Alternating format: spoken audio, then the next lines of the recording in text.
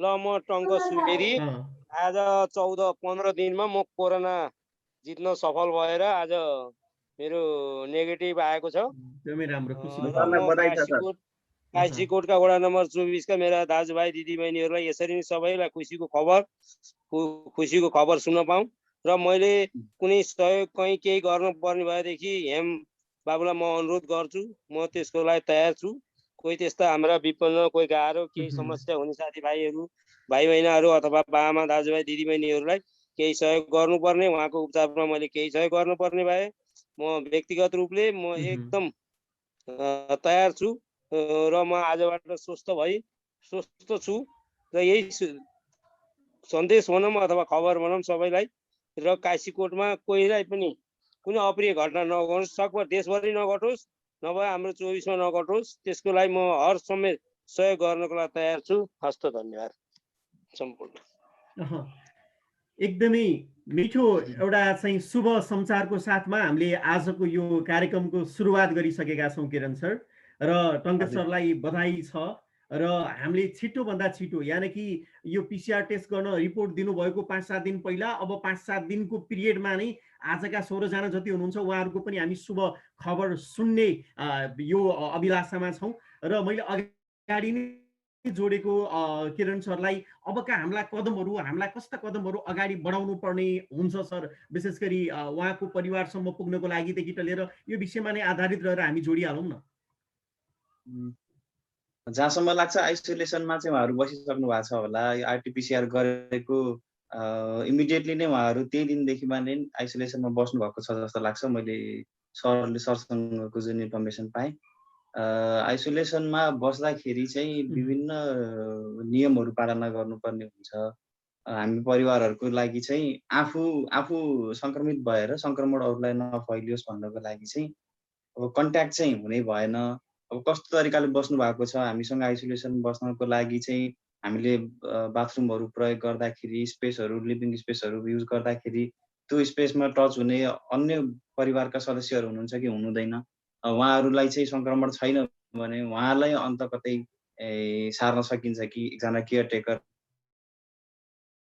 राखेर त्यो एउटा विकल्प हुनसक्छ। त्यसैमा नै बस्नुपर्ने छ भने सङ्क्रमितले र अन्य सदस्यहरूले चाहिँ मास्क अनिवार्य प्रयोग गर्नुपर्छ। जे चिज पनि छोइसकेपछि चाहिँ हात सेनिटाइज गर्ने गर्नुपर्छ। रुम त अलग राख्नै पर्यो, बिरामीलाई चाहिँ सङ्क्रमितलाई अलग्गै राख्नै पर्यो। त्यस सँगसँगै हामीले फेस सिल्ड उपलब्ध हुन्छ भने सङ्क्रमितलाई र हामी सङ्क्रमित नभएका सदस्यहरूलाई पनि फेस सिल्ड लगाइदिने। जहाँसम्म लाग्छ अब यो 5 दिन त भयो नि होइन सर, रिपोर्टको रिजल्ट आएको, यो रिपोर्ट आएकै 5 दिन भयो है सर। पिसिआर गरेको 5औं दिनको दिन रिपोर्ट आएको, 5औं दिनमा आइसक्यो। उहाँहरूलाई चाहिँ अब लक्षणहरू अब माइल्ड लक्षणहरू देखिएका हुन सक्छन्। प्राय जस्तो सङ्क्रमितहरूलाई अब हाछिउ आउने, खोकी लाग्ने गर्दाखेरि चाहिँ ड्रपलेट्सहरू बन्न जान्छन्, जुन ड्रपलेट्सबाट चाहिँ सङ्क्रमण फैलिन सक्छ। त्यसको लागि चाहिँ खोक्दा हाछिउ गर्दा मास्क लगाए तापनि कुनै एउटा टिस्युले कपडाले खोक्दाखेरि चाहिँ हाछिउ गर्दाखेरि त्यो कपडाले छोप्ने गर्नुपर्छ। एउटा कोठामै बस्दाखेरि पनि, किनभने एरोसल्सहरू बनेर ड्रपलेट्सहरू बनेर त्यो हावामा फैलिरहँदाखेरि सङ्क्रमितबाट अन्यलाई पनि सर्न सक्छ। त्यो एउटा कुरा ख्याल गर्नु पर्यो। मास्क चाहिँ सङ्क्रमित बाहेकका अन्य सदस्यहरूले यदि उहाँसँग टचमा आउनु भएको छ भने त पिसिआर गराइहाल्नुहोस्। तपाईँहरू पनि लक्षणहरू केही देखाउनु भएको छ भने पिसिआर गराइहाल्नुहोस्। र हरेक सदस्यहरू चाहिँ एकअर्कासँग सामाजिक दूरी पनि गराइहाल्नुहोस्। यदि तपाईँलाई लक्षण देखिएको छैन भने अब पनि तपाईँहरू चाहिँ एकअर्कासँग सामाजिक व्यक्तिगत दूरी भनौँ न, एक अर्कासँग चाहिँ व्यक्तिगत रूपमा टच नगर्नुहोस्। कोही पनि सदस्यहरू, सङ्क्रमित नभएका सदस्यहरूलाई पनि भन्दैछु, यो चाहिँ टच नगराउनुहोस्। घरभित्र हिँडुल गर्दाखेरि पनि मास्क प्रयोग गर्नुहोस्। सकिन्छ भने फेस सिल्ड पनि प्रयोग गर्नुहोस्। बारम्बार हात सेनिटाइज गर्नुहोस्, सेनिटाइज मगाउनुहोस्। त्यसपछि एउटा पल्स अक्सिमिटर पनि सँगै राख्नुहोस्। बेला बेलामा अक्सिमिटरबाट चाहिँ तपाईँको अक्सिजन लेभलहरू नापिरहनु पर्ने हुन्छ, त्यो सँगै गर्नुहोस्। तनाव नलिनुहोस्, किनभने आरटिपिसिआर गरियो, रिपोर्ट पोजिटिभ आयो, यो चाहिँ एउटा राम्रो पक्ष के भने हामी चाहिँ एउटा डाटाबेसमा इन्ट्री भइसकेका छौँ। हामी तथ्याङ्कमा आइसक्यौँ। हामी चाहिँ एउटा आइडेन्टिफाइड पर्सन भइसक्यौँ। त्यो कारणले गर्दाखेरि चाहिँ तपाईँलाई कुनै समस्या पर्यो, अलिक जटिलतातर्फ जान थाल्नुभयो भनेदेखि हामी यो हाम्रो काशीकोट युवा सञ्जाल मार्फत या सम्बन्धित अथोरिटी, लोकल अथोरिटी मार्फत हामी चाहिँ कसरी फर्दर म्यानेजमेन्ट गर्ने भनेर फेरि सल्लाह गर्नको लागि सजिलो हुनु पर्यो। कति केसहरू कस्ता हुँदो रहेछन् भने कन्ट्याक्टमा नआइदिने, पिसिआर गर्न नमानिदिने, सामान्य लक्षण हो भन्दै बस्दिने, त्यसपछि चाहिँ एकैपटक जटिल भइसकेपछि अब अन्तिममा पिसिआर गर्न कहाँ जाने, हस्पिटलले पिसिआर नगरिकन हस्पिटलले लिदिँदैन, फेरि अक्सिजन थेरापी सुरु गर्नुपर्ने विभिन्न झन्झटहरू आउन सक्छ। त्यो कारणले गर्दा पिसिआर गराउनु भयो, त्यो एउटा राम्रो पक्ष भइसक्यो। अब तपाईँहरू चाहिँ सङ्क्रमण नफैलाउनको लागि दूरी मेन्टेन गर्ने र लक्षणहरू के छन्, ज्वरो आएको छ भनेदेखि चाहिँ ज्वरो कन्ट्रोल गर्नको लागि सिटामोल खान थाल्नुहोस्। एउटा सिटामोलले कन्ट्रोल भएको छैन भने एउटा आधा या दुईटासम्म सिटामोल दिनमा 4 पटकसम्म प्रयोग गर्न सकियो। त्यस्तै खोकी लागेको छ भने कफ सिरपहरू पाइन्छन्। घरेलु रूपमा पनि हामीले चाहिँ सामान्य खोकीलाई उपचार गर्न सकिन्छ। तुलसी पाइन्छ, हामीसँग तुलसी आफ्नो तुलसी मठहरूमा कतै छ उपलब्ध छ भने तुलसीको काँडा बनाएर या तुलसीको पत्ताको रस बनाएर पिउन सकिन्छ। अदुवा, त्यसमा चाहिँ मह छ, यदि प्योर मह छैन भने अदुवाको रस तातो पानीमा राखेर या कागती पानी मिसाएर त्यो खान सकिन्छ। तातो पानीको बेला बेलामा बाफ लिन सकिन्छ सङ्क्रमितहरूले, र सङ्क्रमण परिवारमा भएका अरूले पनि यी खालका कुराहरू गर्न सक्नुहुन्छ। तुलसी खाने, गुर्जोहरू उपलब्ध छ भने गुर्जो खाने, साबिकको भन्दा अलिकति मसलाहरू बढी प्रयोग गर्न सकिन्छ। अदुवा, बेसार, लसुन, मरिच यी लगायतका मसलाहरू प्रयोग गर्न सकिन्छ। हरियो सागपात, फलफुल, तरकारी के पाइन्छ आफ्नो वरिपरि खाने, र मेरो कारणले मभन्दा अर्को व्यक्तिलाई सङ्क्रमण नफैलियोस् भन्नलाई चाहिँ एकदम सचेत रहनुहोस्। आफ्नो घर परिवारबाट बाहिर नजाओस् र सङ्क्रमण भएका आफ्नै परिवारका सदस्यबाट पनि एकअर्कामा सङ्क्रमण नफैलाउनको लागि सम्भव भएछ भने तपाईँले डिसइन्फेक्टेन्टहरू पाइन्छ बजारमा, सोडियम हाइपोक्लोराइड बढी चलेको छ है, त्यसलाई चाहिँ पानीमा मिसाएर जुन चाहिँ बाथरुमहरू कमन प्रयोग भइरहेको हुन्छ, बाथरुमहरू भयो, जुन सर्फेसमा हामी सबैजना हिँड्नुपर्ने सर्फेसहरू छ, सबैले छुनुपर्ने बत्तीका स्विचहरू भए, ढोकाका ह्यान्डलहरू भए, तिनलाई चाहिँ बारम्बार डिसइन्फेक्ट गरिराख्ने, ती पन्जाहरू लगाएर त्यसलाई चाहिँ सेनिटाइज छ भने सेनिटाइजरले गरेको, नभए डिसइन्फेक्टेन्ट पाइन्छ त्यसले लगाउन सक्यो। अनि त्यसपछि आत्मबल चाहिँ बनाइराख्नुहोस्। म्याक्सिमम केसहरू चाहिँ धेरैभन्दा धेरै बिरामीहरू चाहिँ यसबाट सजिलै निको हुनुहुन्छ। निको नभएका कति केसहरू कस्ता हुन्छन् भने थाहै नभइकन घर घरमै लुकेर बसेका केसहरू मात्र प्राय जसो त्यस्तो केसहरूलाई चाहिँ जटिलता भएको र उहाँहरूलाई चाहिँ अन्तिम अवस्थामा हस्पिटल जाँदाखेरि म्यानेज गर्न गाह्रो भएको। पहिलेदेखि नै हामी डक्टरसँग टचमा छौँ, हेल्थ सर्भिस हेल्थ सेन्टरहरूसँग हामी टचमा छौँ भनेदेखि चाहिँ फर्दर के गर्ने, अब यो लक्षण देखियो भने के गर्ने भनेर गर्न सकिन्छ। गाह्रै अवस्था भयो भने पनि तपाईँहरूलाई म्यानेज गर्ने सम्बन्धित निकायहरू तत्पर हुनुहुन्छ। एकदमै अग्रज डाक्टर साहबहरू हाम्रो यो ग्रुपमा पनि हुनुहुन्छ, यहाँहरूबाट पनि तपाईँहरूले सरसल्लाह लिन सक्नुहुन्छ। अब केही छुटेका कुराहरू यहाँहरूलाई जान्नु मन लागेका कुरा छन् भने यहाँहरूले प्रश्न मार्फत पनि राख्न सक्नुहुन्छ।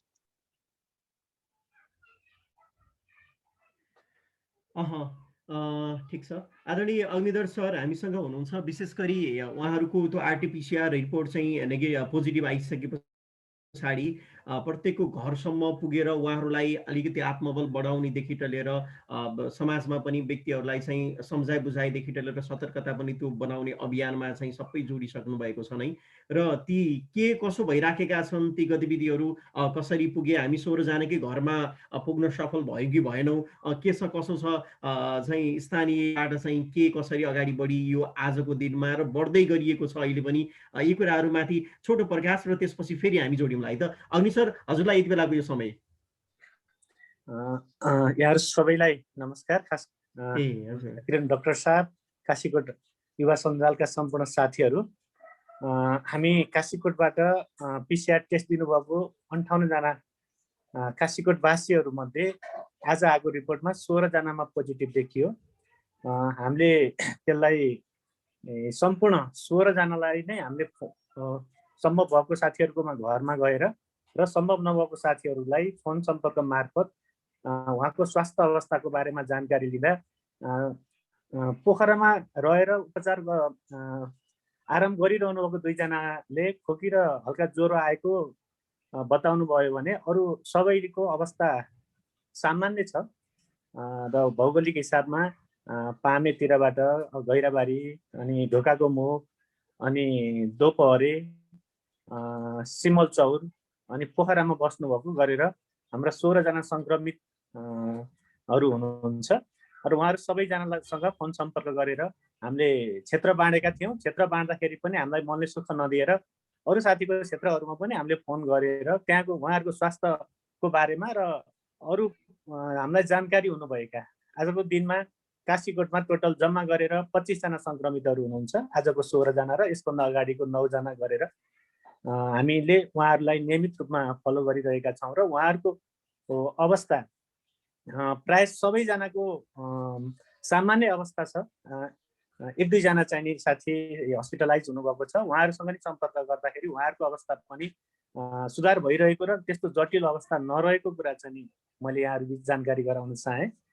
यस बिचमा हामीले सङ्क्रमित हुनुभएको घरमा मास्क, सेनिटाइजर र उनीहरूलाई आवश्यक पर्ने औषधिहरू यसभन्दा अगाडि नै वडाले खरिद गरिसकेको थियो र त्यो चिजहरू सम्बन्धित ठाउँमा पुर्याउने काम भएको छ भने त्यस उहाँहरूको आवश्यकतालाई हेरी स्वास्थ्यमा कुनै समस्या आए तुरुन्त सम्पर्क गर्न र हामी उहाँहरूलाई परिस्थिति अनुसार वडाबाट एम्बुलेन्सकै व्यवस्था गरेर सम्बन्धित ठाउँमा लानको लागि अब मणिपाल हस्पिटलमा पनि हाम्रो डाक्टर साहबसँग कुरा त्यस्तो जटिलै अवस्था रह्यो भने तपाईँहरूले सम्पर्क गर्न सक्नुहुन्छ भन्ने कुरा भइरहेको र अन्त पनि हामीले डाक्टर ढाकासँग त्यसै गरिकन धेरै डाक्टर साहबहरूले हामीलाई हरेक ठाउँबाट सहयोग गरेको कुरा त जगजाहेरै छ।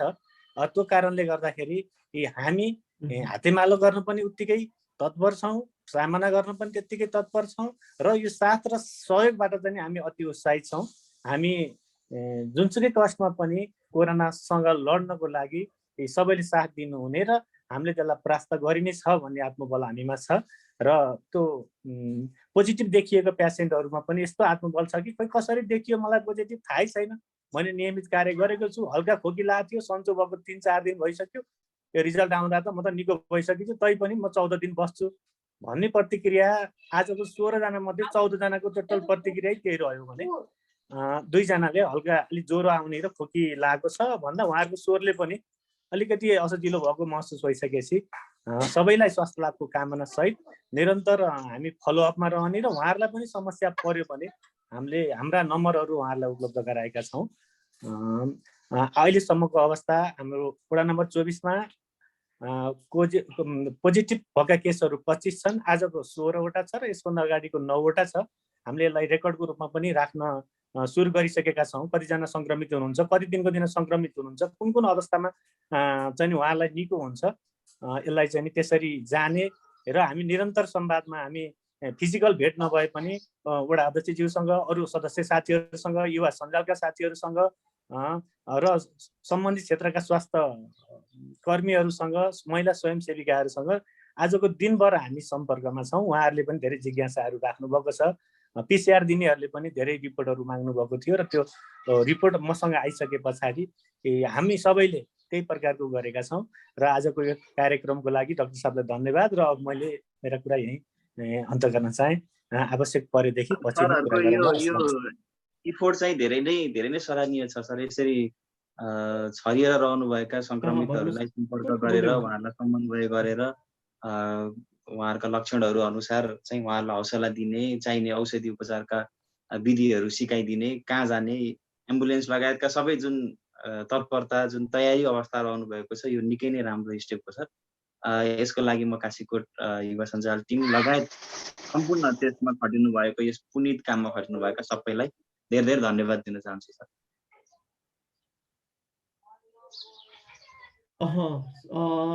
अग्नि सरले प्रश्न पारिसक्नु भएको छ। विशेष गरी अवस्था पनि यो भएर चाहिँ हामी यो ठाउँमा पुगेका छौँ र 2 जना अलिकति सामान्य भन्दा अलिकति फरक हुनुहुन्छ भनेर भनिसक्नु भएको छ र आदरणीय व्यक्तित्वहरू जोडिरहनु भएको छ। अब यो अवस्थामा विशेष गरी अझ एउटा कन्ट्याक्ट ट्रेसिङदेखि लिएर भोलि भइपरि आएको अवस्थामा उहाँहरूलाई कसरी सेटल गर्ने, हुन त अगाडि नै अग्नि सरले एम्बुलेन्सको तयारी छ र हामी सम्बन्धित हस्पिटलमा पनि कोअर्डिनेसन भइसकेको कुराहरू पनि जोडी जोडिसक्नु भएको छ र जनस्तरबाट पनि पक्का पनि ती प्रश्नहरू धेरै नै पक्का छन् र हामी वकिलको फ्यामिली मेम्बर्सको साथीहरूलाई पनि आग्रह गरिसकेका पनि छौँ र अहिले पनि भन्छौँ कृपया उहाँहरूलाई परामर्श दिनको लागि नै यो कार्यक्रम भनेको यो कार्यक्रमको जुन सोच डेभलप भयो चन्द्र सरले विशेष गरी यसलाई चाहिँ अगाडि बढाउँ भनेर यसलाई अगाडि ल्याइसके पछाडि सञ्जालले निर्णय गरेरै त्यसैको भोलिपल्टदेखिबाट हामी लगातार खटिराखेका छौँ र पछिल्लो क्रममा रामदाईले चाहिँ यसको कोअर्डिनेसनदेखि लिएर राम्रो गरिराख्नु भएको छ।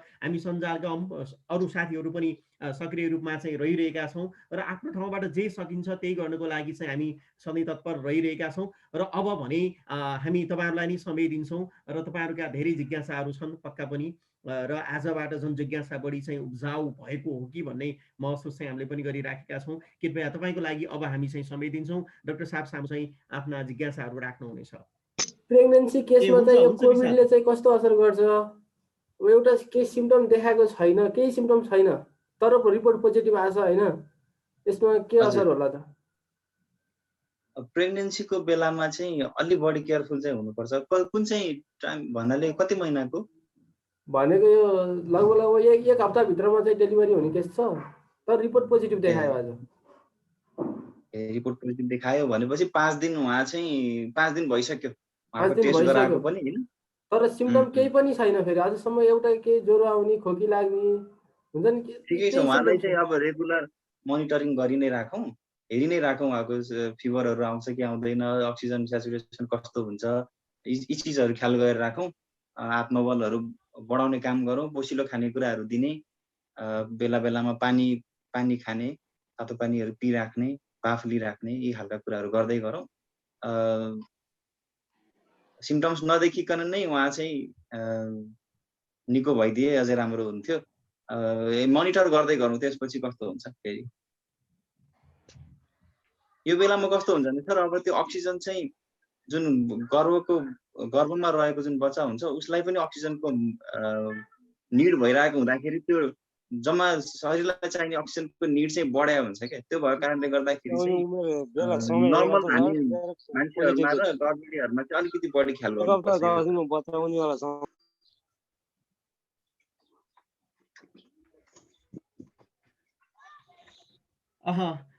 केही भन्दै हुनुहुन्छ टङ्क दाई? विशेष गरी ठिक छ, हामी यो श्रृङ्खलामै जोडिराखेका छौँ। डाक्टर साहब, जस्तो कि हाम्रो कतिपय ग्रामीण एरिया भएको हुनाले गर्दाखेरि पनि प्रशस्त मात्रामा अब माछा मासुदेखि लिएर अन्डा र सँगसँगै फलफुल भन्ने चाहिँ अलिकति यो भनेको त्यो रेयरै हुन्छ, त्यति पाइँदैन। त्यो भएको अवस्थामा त्यहाँ हाम्रो स्थानीय जुन उत्पादन छ, स्थानीय उत्पादनमा पनि यो खानामा बढी जोड दिउँ है, यसरी चाहिँ सङ्क्रमितहरूलाई यस्तो खाना खुवाउँ र यसरी गरौँ, हुन्छ नि एउटा समयको इन्टरभलको पनि त्यो केही भए चाहिँ सरले पक्का पनि हुन त त्यो डेमोन्स्ट्रेसन पनि होला, त्यसलाई राखिदिनु हुनुको लागि हामी हार्दिक अनुरोध गर्दछौँ डाक्टर साहबलाई। सर, अब यसमा चाहिँ हामीले सकेसम्म त पोसिलो खानेकुराहरू, हरियो सागपात खाने के। अब हरियो सागपातमा त जहाँसम्म लाग्छ हाम्रो बारीमा केही न केही हरियो सागपात हुन्छ। फर्सीको मुन्टा हुने सिजन हो, कर्कलो हुन्छ, निग्रो हुने सिजन हो होइन। आफ्नो वरिपरि के पाइन्छ त्यो स्रोत साधन जुटाउने, त्यो बढीभन्दा बढी ती प्रयोग गर्ने। त्यस्तै दाल गेडागुडीहरू पनि हामीसँग हुने चिजहरू हुन्। दिनमा 2-3 पटक दालको सुपहरू खान सकिन्छ। दाललाई उमालेर दालको झोल सुपहरू बनाएर खान सकियो, गेडागुडीको झोलहरू खान सकियो। हामीलाई चाहिने यही भिटामिन प्रोटिनहरू बढी हो सर। अब यो चाहिँ अब फलफुल अब पाएदेखि अझ राम्रो हुन्छ, नपाएदेखि चाहिँ हरियो सागपातहरू खाने, तातो पानीहरू पिइराख्ने, बाफहरू लिइराख्ने। आफ्नो वरिपरि त अब हुन सक्छन् अदुवाहरू हुनसक्छ, लसुन बेसारहरू हुनसक्छ। यी आफूसँग उपलब्ध जडीबुटीहरूलाई प्रयोग गर्ने, लक्षण हेरिकन तुलसीको पत्ताहरू प्रयोग गर्न सकिन्छ। गुर्जो पाइन्छ भनेदेखि निरन्तर सधैँभरि गुर्जो प्रयोग गर्न सकिन्छ। हामी चाहिँ गुर्जो पिसेको रस मैले अघिल्लो सेसनमा पनि भनेको थिएँ। गुर्जो लिने, आलु गुर्जो छ भने त्यसलाई पिसेर त्यसको रस प्राप्त जुन हुन्छ त्यो चाहिँ रस पनि खाँदा भयो। रस चाहिँ 1 चम्चादेखि 2 चम्चा खान सकियो, 10 ml to 20 ml भनिन्छ। त्यस्तै पकाएर खानुहुन्छ भने यही मात्राकोलाई पकाएर 2 गिलास जति पानी राख्नुहोस्, त्यसलाई आधा बनाएर त्यो आधा पानी चाहिँ तपाईँ पिउन सक्नुहुन्छ गुर्जोको मात्रामा। सकिन्छ भने चाहिँ यस्ता जडीबुटीहरू प्रयोग गरौँ, होइन भने घरमा भएका मरमसलाहरू, यो सागपातहरू खाने, फलफुलहरू, फर्सीहरू के हुन्छ, लोकल्ली के पाइन्छ त्यही प्रयोग बढी गरौँ। एकछिन समय ठाउँ मिल्छ भनेदेखि बिरामीलाई चाहिँ केही समयको लागि बिहानको समय घाममा बस्ने पनि सुविधा गराइदेऊ, आधी घन्टा 45 मिनट जति बिहानको समयमा घाममा बस्ने, एकछिन हावामा पनि बस्ने, ब्रिदिङ एक्सर्साइज प्राणायामका विधिहरू छन्, ती कुराहरू पनि गर्ने कुराहरू गरौँ। केस कस्तो छ सकेसम्म चाहिँ अब यो बेलामा कस्तो हुन्छ भने प्रायः जसो फोक्सोमा असर गर्ने हुनाले हामीले चाहिँ अक्सिजन लेभल चाहिँ मोनिटर गरिरहनु पर्ने हुन्छ। सेनिटाइजरहरू हामीलाई धेरै नै आवश्यक पर्न सक्छ, किनभने हामी एउटै कोठा एउटै घर सेयर गरेर आएका छौँ भनेदेखि चाहिँ बेला बेला हामी सेनिटाइज आफूलाई आफ्नो हातहरू सेनिटाइज गर्नुपर्ने, कुनै सामानहरू चाहिँ डिसइन्फेक्ट गरेर राख्नुपर्ने हुनसक्छ, मास्कहरू, ग्लोभ्सहरू, यस्ता चिजहरू चाहिन्छन्। यी कुराहरू चाहिँ अब आफैले खरिद गर्ने पनि होला, अब वडाबाट के छ तर वडाहरूले पनि त्यस्तो केही व्यवस्था गर्ने। अघि सरले मास्कहरू त हामीले वितरण गरेका छौँ भन्नुभयो, त्यसरी उहाँहरूलाई चाहिँ आवश्यक परेका कुराहरू चाहिँ ती कुराहरू समन्वय गरेर उहाँहरूको जटिलता हेरिकन आइसोलेसनमा बसेका बिरामीहरूलाई यी कुराहरू उपलब्ध गराउन सके अझै राम्रो हुन्थ्यो सर। खानपान छँदैछ, यी कुराहरू पनि यो ग्रामीण लेभलमा पाइने त्यहाँ छ नि सर एउटा त्यो तितेपातीको उपयोगिताको बारेमा प्रकाश पारिदिनुहुन्छ कि सर? तितेपाती चाहिँ के छ भनेदेखि सर अब यसको चाहिँ आर्टेमिसिया भल्गारिस भन्छ यसको चाहिँ, होइन, यसबाट आर्टेमिसिन निकालेर विभिन्न रोगहरूमा चाहिँ प्रयोग गरिएको छ। त्यो एक्सट्र्याक्ट निकालेर हामीले आयुर्वेदमा यसलाई प्रयोग गरेको पहिलेदेखि प्रयोग गर्दै आएको एन्टिफङ्गल भएको जुन काँचहरू आउने रिङवर्महरू जुन हामीले भन्छौँ नि, त्यो एन्टिफङ्गल प्रपर्टी भएको चिज हो यो चाहिँ। त्यसको लागि चाहिँ हामीले चायाहरू पर्दाखेरि, छालामा त्यस्ता खालका इन्फेक्सनहरू हुँदाखेरि चाहिँ, फङ्गल इन्फेक्सन विशेष गरी फङ्गल इन्फेक्सन हुँदाखेरि चाहिँ त्यसलाई त्यसको रस लगाउने, उमालेर लगाउने गर्न सकिन्छ। त्यो पानीले नुहाउने, त्यो पकाएको पानीले नुहाउने पनि गर्न सकिन्छ। तितेपातीको चाहिँ खानालाई पनि प्रयोग गरिन्छ पेटका विभिन्न अवस्थाहरूमा चाहिँ, जस्तै जुकाको अवस्थाहरूमा तिनीहरूमा चाहिँ त्यसको चाहिँ गोली बनाएर त्यसलाई चाहिँ हामीले खानामा पनि प्रयोग गर्छौँ। विशेष गरिकन यसको प्रयोग चाहिँ छाला रोगमा एकदम हुन्छ। यो एक ठाउँमा पढिएको थियो कि डाक्टर साहब, तितेपानीको त्यो जुन हुन्छ नि त्यसलाई धेरैलाई चाहिँ पकाइसके पछाडि जुन हुन्छ अथवा त्यो रस चाहिँ हातमा लाग्यो भने त्यो इन्फेक्सन सर्नबाट त्यसले पनि बचाउँछ। अनि त्यो पानी तताएर चाहिँ बाफ लिने सिलसिलामा त्यो तितेपाती हालेर बाफ लियो भने टाउको दुखेकोदेखि लिएर त्यो कोभिडलाई पनि त्यसले पनि एउटा चाहिँ सपोर्ट गर्छ भन्ने कुराहरू पढिएको थियो। यो कतिसम्म चाहिँ उपयोग गर्न सकिएला त्यो विषयमा प्रकाश पारिदिनुहुन्छ कि? हजुर सर, अब कोभिडकै लागि भनेर तितेपातीमा चाहिँ त्यति धेरै रिसर्चहरू छैन सर। अब प्रयोग चाहिँ अब यसैलाई लगाएर इन्फेक्सन सर्दैन भन्ने रिसर्च नभएको कारणले गर्दाखेरि चाहिँ सेनिटाइजरको अर्को विकल्पलाई चाहिँ अलि नमानौँ होला, नमान्दा नै बेस्ट हुन्छ। किनभने यसमा रिसर्च गरेर हेरिएको छैन होला। धेरै कुराहरूमा चाहिँ इन्फेक्सनहरू नसर्नको लागि विभिन्न प्रपर्टीहरू छन्, त्यसमा नभएका होइनन्, त्यसका औषधीय गुणहरू छन्, त्यसको प्रयोग विभिन्न अरू ठाउँमा गरिन्छ।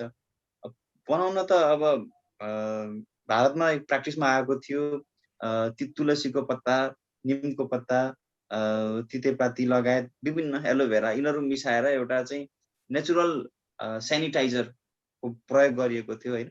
अब त्यसको एफिकेसी अल्कोहल सेनिटाइजरसँग, अल्कोहल बेस्ड सेनिटाइजरसँग कम्पेयर गरेर गरेको रिसर्चहरूले चाहिँ त्यस्तो रिसर्चहरू देखिया छैन, गरिया छैन। अब एभिडेन्सले सपोर्ट नगर्ने बेलासम्म चाहिँ अहिले जुन प्र्याक्टिसमा छ त्यही गर्दा चाहिँ बेस्ट होला सर। अब प्रयोगमा चाहिँ तितेपाती भन्दा पनि अहिले विशेष गरिकन आयुर्वेद विभागले एउटा प्रोटोकल बनाएको छ कि सर। आयुर्वेद तथा वैकल्पिक चिकित्सा विभाग भन्ने एउटा छुट्टै शाखा छ। त्यस अन्तर्गत आयुर्वेद, प्राकृतिक चिकित्सा, योग, युनानी, सिद्ध, जति यो होमियोप्याथी, आम्ची, सोरिकपा यिनीहरू चाहिँ जुन परम्परागत चिकित्सा पद्धतिहरूको चाहिँ एउटा विभाग, त्यो विभागले चाहिँ यिनीहरू सबैलाई चाहिँ नियमन गर्ने, निर्देशन गर्ने कामहरू गर्छ। त्यसको चाहिँ एउटा प्रोटोकल बनेको छ। यो कोभिड म्यानेजमेन्टको लागि चाहिँ हामीले कस्तो कस्तो फेजमा चाहिँ हामीले के चिकित्सा विधिहरू अपनाउने, कुन जडीबुटी प्रयोग गर्ने, कति मात्रामा प्रयोग गर्ने भन्ने कुराहरू छ। त्यो भएकाले गर्दाखेरि जति पनि केसहरू छन्, अब सुरुमा आइसोलेसनमा बस्दाखेरिदेखि लिएर माइल्ड टु मोडरेटदेखि लिएर सिभियर केसहरूसम्मलाई पनि ट्रिटमेन्टको प्रोटोकलहरू बनाएको छ सर। अब त्यसमा चाहिँ तितेपातीलाई त्यति जोड दिएको छैन। हामीले चाहिँ बढी जोड दिने गरेको गुर्जोलाई छ। अश्वगन्धा भन्ने एउटा जडीबुटी छ। त्यसपछि यष्टी मधु भन्ने छ। यष्टी मधुमा चाहिँ हालै एउटा रिसर्च पनि भएको छ सर। अब कस्तो हुन्छ भने भाइरल रेप्लिकेसन जुन मल्टिप्लाई हुनको लागि जुन रेप्लिकेसन प्रोसेस हुन्छ नि, त्यसको लागि आवश्यक भाइरसलाई एउटा इन्जाइम चाहिन्छ। त्यो इन्जाइमलाई चाहिँ यसले अवरोध गरिदिने भएको एउटा तत्त्व छ। ग्लाइसेराइजिन भन्ने एउटा तत्त्व हुँदो रहेछ। यो स्यापोनिन भन्छ, घुलनशील तत्त्व हो, स्यापोनिन भन्छ। त्यो यष्टी मधु, जेठी मधु भन्छ नि, त्यसमा चाहिँ यो तत्त्व हुँदो रहेछ। यो रिसर्चमा देखिएको छ। 50% सम्म चाहिँ यसका विभिन्न कम्पाउन्डहरूले चाहिँ भाइरसको रेप्लिकेसनलाई चाहिँ रोक्दो रहेछ भन्ने रिसर्चले देखाएको छ। त्यो कारणले गर्दाखेरि यो यष्टी मधु पाइन्छ भनेदेखि यष्टी मधुको चिया बनाएर प्रयोग गर्दा राम्रो हुन्थ्यो। त्यस्तै च्यवनप्रास छ। च्यवनप्रासहरू बिहान साँझ एक चम्चा प्रयोग गर्न सकिन्छ। अनि असुरोको पत्तालाई उमालेर त्यसको पानी खान सकिन्छ। त्यो भित्र कफ जमेको, असुरोमा के हुन्छ भने यो भित्र कफलाई चाहिँ म्युकोलाइटिक प्रपर्टी भन्छ। भित्रको कफलाई चाहिँ बाहिर निकाल्नलाई मद्दत गर्छ। एक्सपेक्टोरेन्ट गुण यसमा हुन्छ। अनि यी लगायतका विभिन्न केसहरूमा जडीबुटीहरू चाहिँ भनिएको छ सर। अहिले जुन रेमडेसिभिर प्रयोग गरिन्छ नि, भाइरल रेप्लिकेसनलाई कम इनिबिट गर्नको लागि, रोक्नको लागि चाहिँ, कन्ट्रोल गर्नको लागि रेमडेसिभिर जुन एन्टिभाइरल ड्रग युज गरिन्छ, त्यस्तै प्रपर्टी मिल्दो जुल्दो चाहिँ हामीले यष्टी मधुलाई लिन्छौँ। अघिल्लो पटक सार्सको जुन महामारी आएको थियो, त्यो बेलामा यो यष्टी मधुमा विभिन्न रिसर्चहरू पनि पब्लिस भएको थियो। मैले अहिले भनिरहेको रिसर्च पनि जर्मनीमा गरेको रिसर्च हो। त्यो रिसर्चले चाहिँ यो इनभिट्रो मान्छेलाई गरेको रिसर्च चाहिँ होइन, ल्याबमा गरेको परीक्षणमा चाहिँ यो जुन भाइरस चाहिँ जुन मल्टिप्लाई हुने जुन गुण छ, त्यो गुणलाई चाहिँ धेरै हदसम्म यष्टी मधुको कम्पाउन्डहरूले, त्यसका जुन औषधीय फर्मुलेसनहरूले चाहिँ, प्रिपरेसनहरूले चाहिँ कम गरेको भन्ने रिसर्चले देखाएको छ। अब त्यो रिसर्चलाई हामीले चाहिँ आधार मानेर त्यसको प्रयोगले हामीलाई यष्टी मधु पिउँदै गर्दा या त्यसको कुल्ला गर्दाखेरि नाकमा, घाँटीमा यो फ्यारिङ्स, नेजोफ्यारिङ्स, ओरोफ्यारिङ्सहरूमा भएका जुन भाइरसहरूलाई चाहिँ बरु मल्टिप्लाई हुन नदिनको लागि र फर्दर इन्फेक्सन नबढ्नको लागि चाहिँ यसले मद्दत गर्छ भन्ने चाहिँ यो रिसर्चले सपोर्ट गर्छ।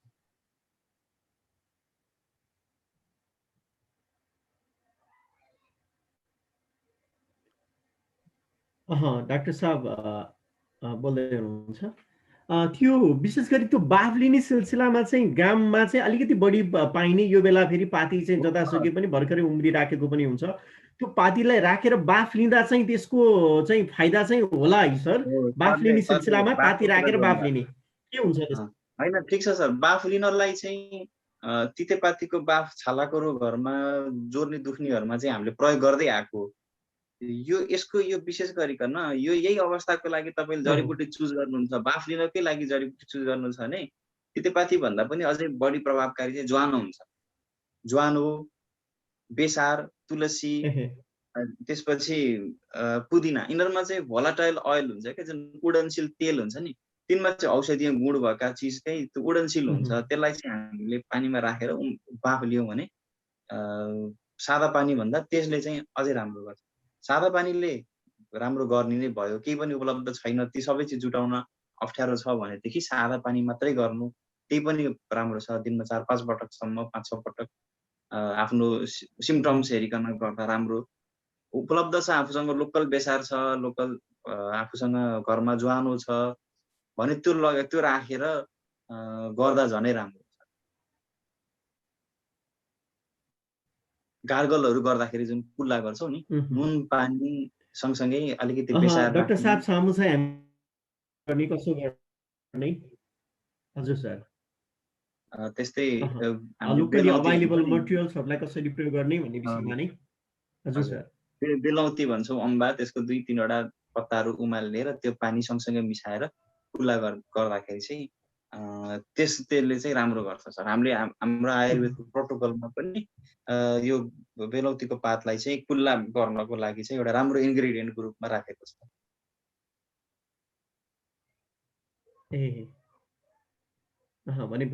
भनेपछि हाम्रो त बेलौतीको पातदेखि त लिएर त्यहाँ चाहिँ सरले जोड्नु भएको जुन चाहिँ छ बेसार छदेखि त लिएर पुदिना सम्भव भएसम्म ज्वानो राखेर चाहिँ त्यसरी बाफ लियो भने अझ दिनको 3-4 चोटि अझ राम्रो हुन्छ। त्यो ग्रामीण एरियामा पनि पाइन्छ, हाम्रो ठाउँमा पनि पाइन्छ।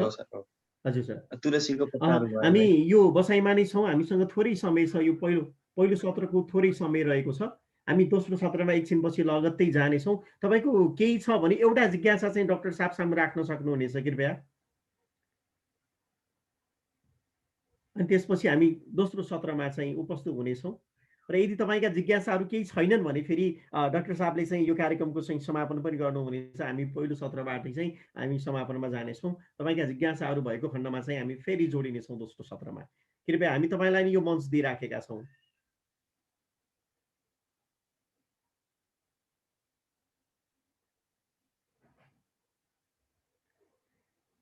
यो जहाँसम्म लाग्छ नेटवर्कको प्रब्लमले हो कि अथवा चाहिँ यहाँ अलिकति प्रश्न पनि मैले हुन त यहाँको पनि समस्या पनि हुनसक्छ, अथवा तपाईँको चाहिँ नेटवर्कमा प्रब्लम पनि हुनसक्छ। अलिकति प्रश्न सुन्न नसकिएको जस्तो महसुस मैले गरिराखेको छु। र अब हामी यो परिवेशमा अगाडि नै जोड्नुभयो सङ्क्रमितले, जुन सङ्क्रमित हुनु छ सङ्क्रमितले गर्नुपर्ने र सँगसँगै अन्य परिवारको सदस्यहरूले पनि गर्नुपर्ने कुराहरू, र त्योभन्दा बाहेक हुन्छ नि अन्य आवश्यकताहरू चाहिँ जुन हुन्छ अति आवश्यक पर्ने चिजहरूलाई चाहिँ एउटा पर्याप्तता गर्नको लागि के गर्दा बेटर होला, के गर्दा राम्रो होला, सरकार चाहिँ केही योसँग सम्बन्धित परामर्श पनि राखिदिनु हुनुको लागि आग्रह गऱ्यौँ। किरण सर। एक त यो रिपोर्टै अलिक ढिलो, अब सबैजनाले टेस्ट गर्दाखेरि त्यो प्रोसिजर अलिकति लामो प्रोसिजर पनि भयो र यो बेलामा चाहिँ स्वाभाविक पनि भयो ढिलो आउनु। 4-5 दिन भइसकेछ। अब यो 4-5 दिनमा उहाँहरूले निकै नै राम्रो आइसोलेसनको जुन मापदण्डहरू पालना गर्नुभएको छ भने परिवारको अन्य सदस्यलाई सङ्क्रमण भएको छैन होला भन्ने हामी विश्वास गरौँ। तर लक्षणहरू देखिएका छ, म उहाँहरूसँग डाइरेक्ट टचमा छु भन्ने लाग्छ भनेदेखि उहाँहरूले पनि जति सक्दो छिटो परीक्षण गरिहाल्नु चाहिँ उपयुक्त हुन्छ। फर्दर आफूलाई आवश्यक परेको बेलामा अरू ट्रिटमेन्टहरूको लागि पनि र आफू चाहिँ आइसोलेट भएर अरूलाई सङ्क्रमणबाट जोगाउनको लागि पनि एउटा त्यो भयो। अर्को चाहिँ उहाँहरूलाई खाद्य सामग्रीहरू भयो जुन चाहिँ उहाँहरूले चाहिँ तत्कालै लकडाउनमा बस्नु पर्यो, तत्कालै अब उहाँहरू बाहिर निस्किन पाउनु भएन भने खाद्य सामग्रीको समस्या छ कि के छ, उहाँहरूसँग मास्क, सेनिटाइजर लगायतका अति आवश्यक कुराहरू, ज्वरो आउँदाखेरि खाने सिटामोलहरू के छ, खोकी लाग्दा खाने औषधिहरू के कस्तो छ, यो चाहिँ अघि सरले भनिहाल्नुभयो। हामी चाहिँ उहाँहरूसँग निरन्तर सम्पर्कमा छौँ। औषधिहरू पनि हामी घर घरै घर दैलो कार्यक्रमहरू पनि स्वास्थ्य स्वयंसेविकाहरूलाई लिएर त्यो कार्यक्रमहरू पनि गर्दैछौँ भन्नुभएको छ। त्यसले पनि धेरै हदसम्म चाहिँ उहाँहरूको अवस्था जान्नलाई र अवस्थालाई हेल्प गर्नको लागि पनि धेरै नै सहयोग पुर्याउँछ होला। उहाँहरूलाई चाहिँ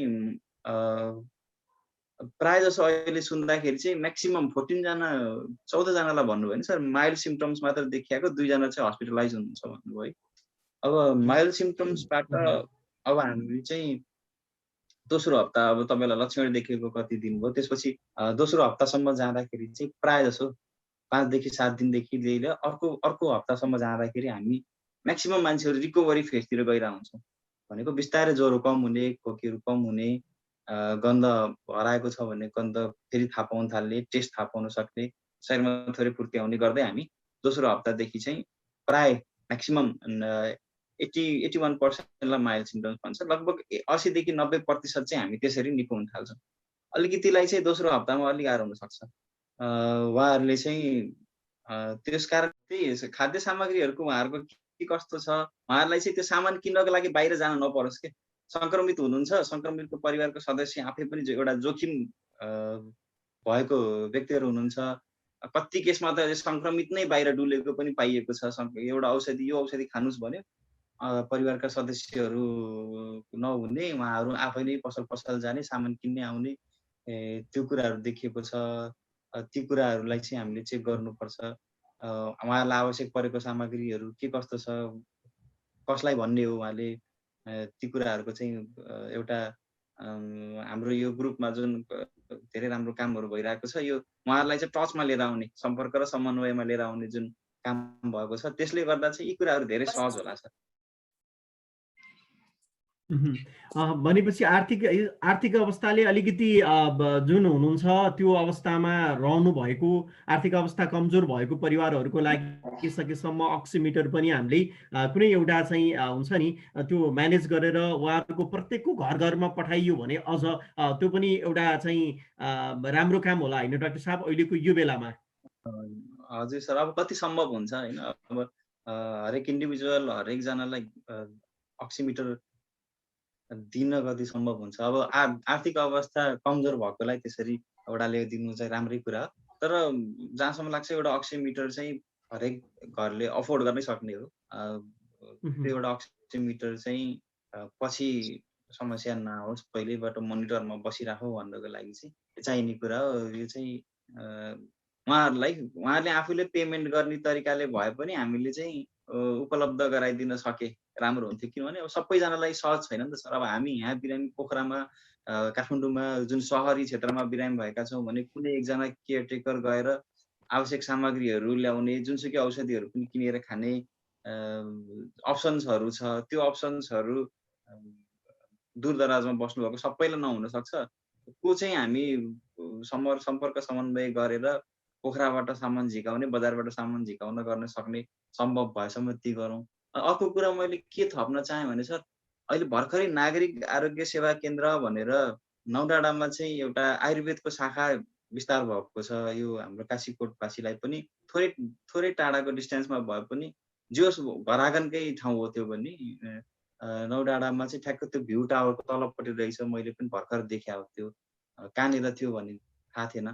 त्यसबाट पनि हामीले कति धेरै ड्रग्सहरू, मैले अघि भने एसटी मधु भने, खोकी लाग्दाखेरि प्रयोग हुने शीतपलादी, ज्येष्ठवासादी जस्ता यी जडीबुटी जन्य जुन औषधिहरू हुन्छ नि, उहाँहरूसँग पनि तपाईँहरूले चाहिँ समन्वय गर्न सक्नुभयो भनेदेखि चाहिँ त्यताका औषधिहरू पनि हामीले ल्याएर प्रयोग गर्न सक्छौँ जस्तो लाग्छ।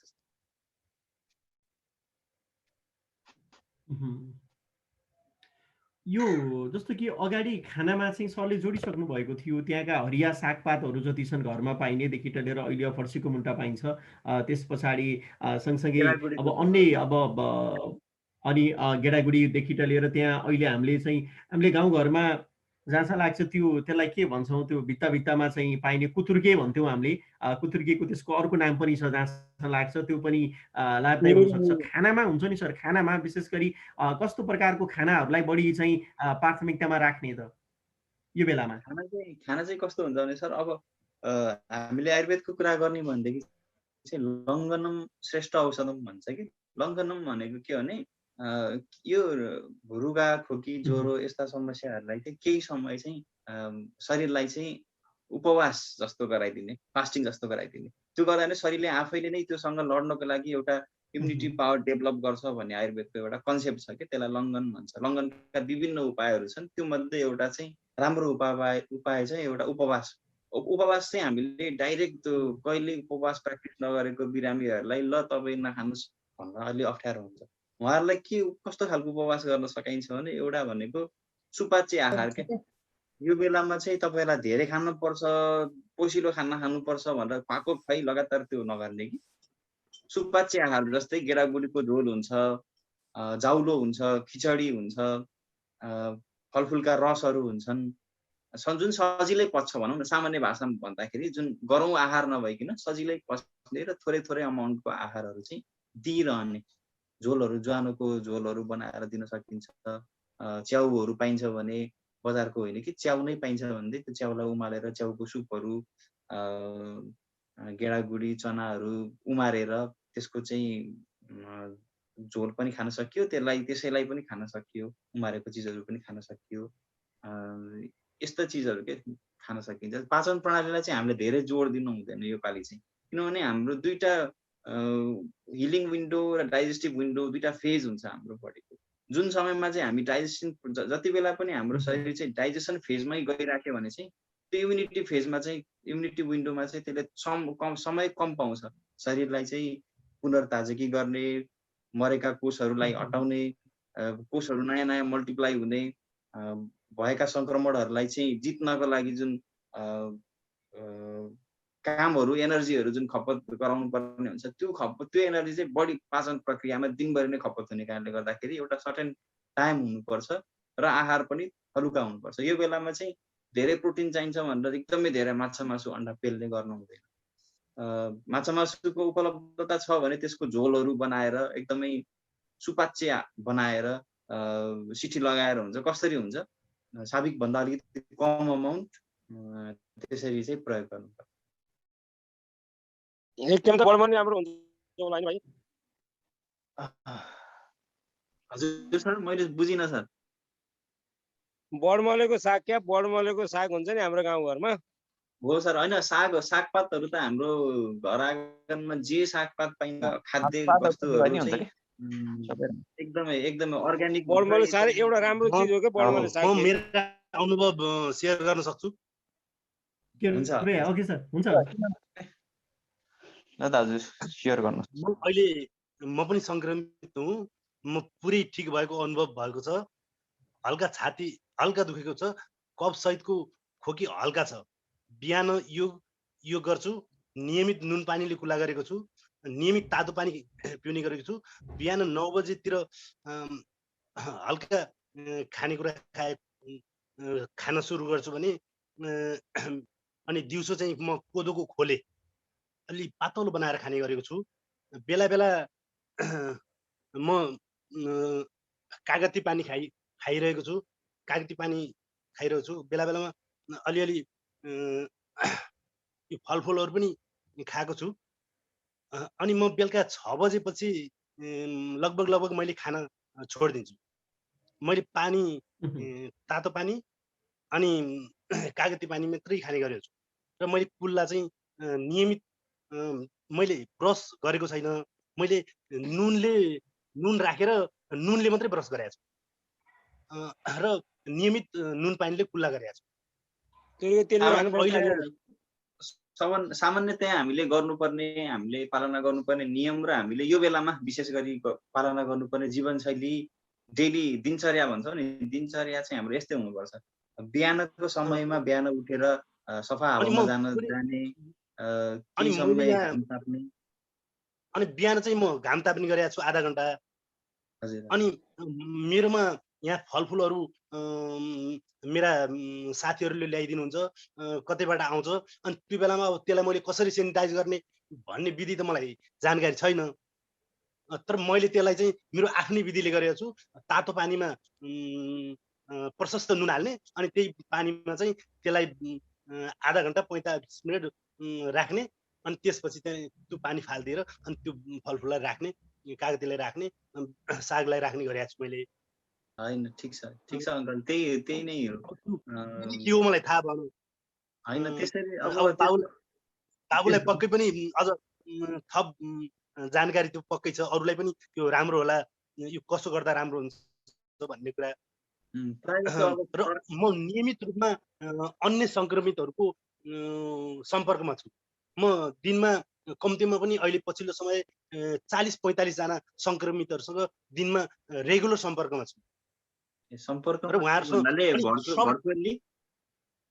भर्चुअली कहिले कतिपयसँग भर्चुअली, कतिपय मेसेन्जरमा, कतिपय भाइबरमा, कतिपय अनि अलिकति आत्मबल बढ्यो भने हामी यसलाई एकदमै छिटो जित्न सक्छौँ भन्ने अनुभव पनि गरेको छु मैले। त्यो चाहिँ एकदमै हो सर। त्यही भएर हामीले जुन बिहानको समयमा बाहिर निस्किने, अलिकति आफूसँग भएको स्पेसमा हिँडुल गर्ने, प्राणायामहरू गर्ने, घाम ताप्ने। आज मात्रै मैले बिहान अलिकति सुरक्षाको मापदण्ड अलिकति अपनाएर म चाहिँ अलि मान्छेको बस्ती भएको ठाउँमा म साइक्लिङ गरेँ 1 घन्टा जति।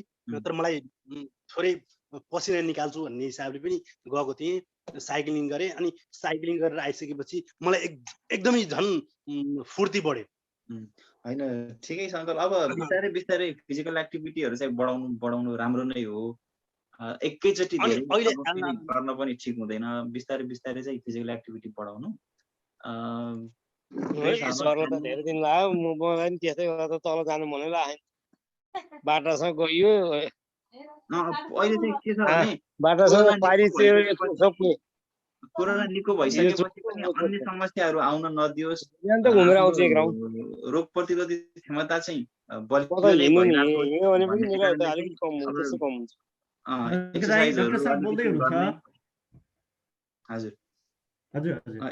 एक्सर्साइजहरू गर्ने, पोसिलो खानेकुराहरू खाने, किनभने हाम्रो त स्टेरोइडहरू पनि लिनु भएको छ चन्द्र अङ्कलले, अलिकति इम्युनिटी कम्प्रोमाइज भएको हुन्छ, थोरै अलिकति विक भएको हुन्छ, अन्य सङ्क्रमितहरूसँग डाइरेक्ट नभेट्नुहोस्, किनभने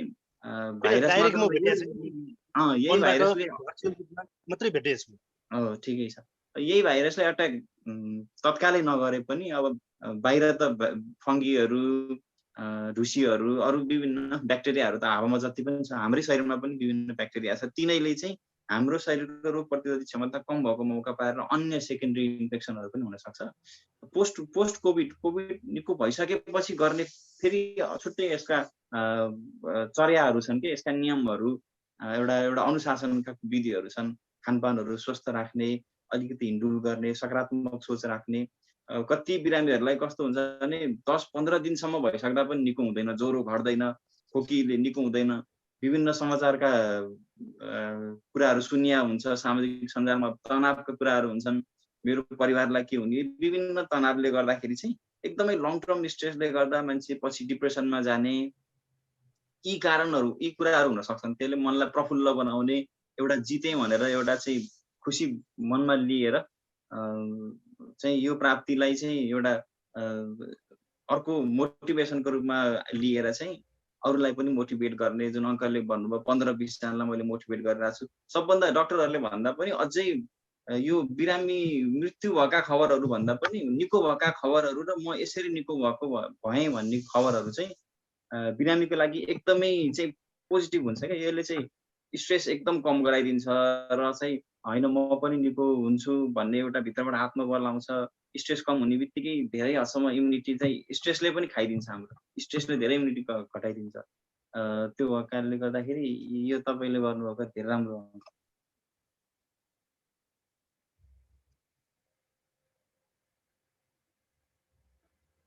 एकदमै राम्रो, यो सबैलाई अझ प्रेरणादायी पनि बनेको छ, सरले सेयर गरिसक्नु भएको छ। कृपया तपाईँहरूका केही कुराहरू छन्, केही जिज्ञासाहरू छन् डाक्टर साहब सामु चाहिँ सेयर गर्नको लागि भने राख्नुहोला। हामी नत्र भने बिस्तारै बिस्तारै अब क्लोजिङतर्फ पनि जानेछौँ। भेषजी केही भन्दै हुनुहुन्छ? सर नमस्कार। नमस्कार दाजु, नमस्कार डाक्टर साहब, नमस्कार। जति सुन्नु भएको छ, हेर्नु भएको छ, सबैजनालाई नमस्कार। म भेषबहादुर केसी काशीकोट गुन्डेचौरबाट बोल्दैछु। मलाई डाक्टर साहब यो खानाको बारेमा धेरै नै चर्चा भयो, धेरै नै चाहिँ प्रोटिनयुक्त खानेकुराहरूको बारेमा, भिटामिन पाइने खानेकुराहरूको बारेमा। तर यो माछा मासु खाने बेलामा हामीले मासु चाहिँ यो ब्रोइलर कुखुराको खाना कतिको ठिक होला? त्यसमा त बढी चाहिँ औषधिहरू पनि तिनीहरूलाई दिइराखेको हुन्छ, बेला बेलामा भिटामिनहरू दिइराखेको हुन्छ। त्यो प्रकारको ब्रोइलरको मासुहरू चाहिँ उपयोग गर्न ठिक होला के होला? त्यो ब्रोइलर भन्दा त अब यो विषय चाहिँ अब मैले पनि एक्सपर्टको भ्यू यसमा दिन सक्दिनँ सर। अब हामी आफूले बुझेका कुराहरू लोकल चिजहरू भन्दा, अर्ग्यानिक चिज भन्दा कृत्रिम चिज त पक्कै पनि स्वास्थ्यकर त हुँदै होइन। विभिन्न औषधिहरू दिएर व्यापारिक तरिकाले उसलाई चाहिँ आय आर्जनको लागि गरिएको चिज चाहिँ अलिक फरक नै पर्छ। त्यो भएको कारणले सकिन्छ गाउँमा उपलब्ध छ भने अर्ग्यानिक नै चुज गरौँ, अर्ग्यानिक नै खोजौँ।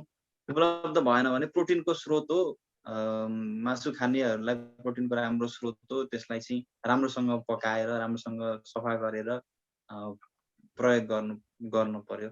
नभए प्रोटिनका अन्य विकल्पहरू पनि छन्। मासु मात्रै प्रोटिन भन्ने हामीलाई धारणा छ भने सुपाच्य प्रोटिन के, अब यो मासु पचाउन अलिक समय पनि लाग्छ, शरीरलाई पनि अलिकति पाचन प्रणालीलाई पनि अलिकति बढी जोर पर्छ।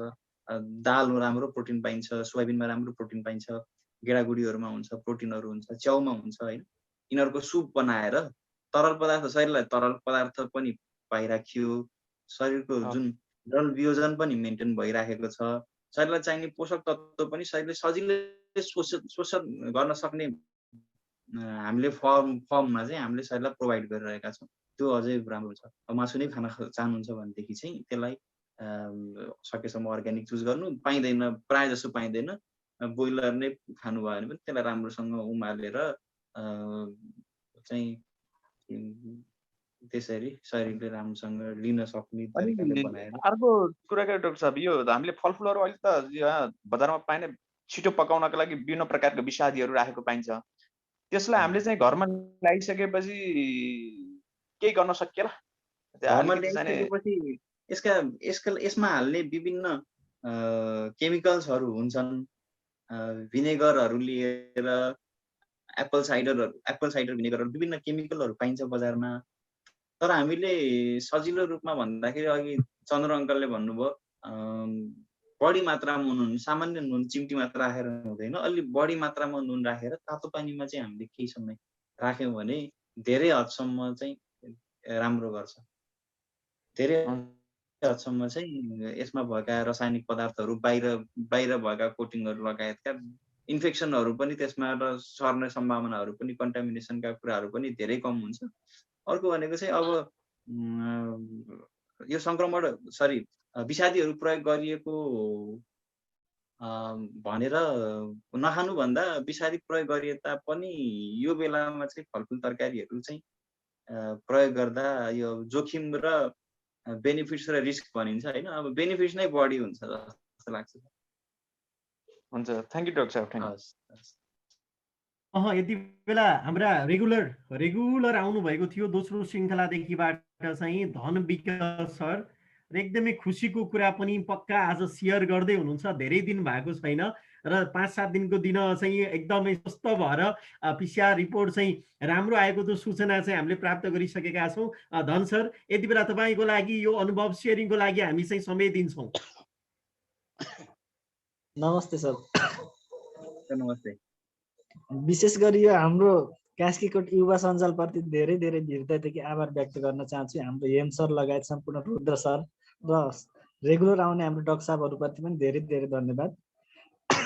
र यो 7-8 दिनकै अन्तरालमा कोरोनाको औषधि नै हुन्छ भन्ने कुरा यहाँबाट मैले यो ज्ञान लिएँ र जति सरहरूले दिनुभएको त्यहाँबाट दिनुभएको सरहरूले दिएको टिप्सहरू सबै कुराहरूले गर्दा मलाई लाग्यो कि यही नै औषधि मैले खाँदै यही औषधिले म आफूलाई आज एउटा नेगेटिभ रूपमा पाएँ सर। एकदम हृदयदेखि आभार व्यक्त गर्न चाहन्छु है सर। र विशेष गरेर त्यसको लागि धेरै रुद्र सरलाई अझै धेरै हृदयबाट धन्यवाद दिन चाहन्छु, आदरणीय रुद्र सरलाई। र अब यो पिरियडमा त अब जस्तै कि मानसिक रूपमा म आज पनि गर्ने थिएन सर। 8 दिन मात्र भएको थियो मलाई पोजिटिभ भएको, र 4-5 दिन पहिलाबाट त सिम्पटम थियो नै होइन। तर पनि अझै के नेगेटिभ हेल्थी रूपमा स्ट्रङ हुन्छु भन्ने मैले गरेर दुईटी दाजुभाइको नेगेटिभ आयो। र हाम्रो डाक्टर साहबहरूले दिएको सुझाव सल्लाहले गर्दा नै औषधि नै त्यही रहेछ। यो सामाजिक सञ्जाल हुनुमा म यति धेरै गर्व गरेँ कि जुन नत्र हामी दुई दाजुभाइ लगायत कोही पनि डिप्रेसनको माध्यमतिर जाने बाटो पनि भयो कि म यहाँ नजोडिनुभन्दा पहिला।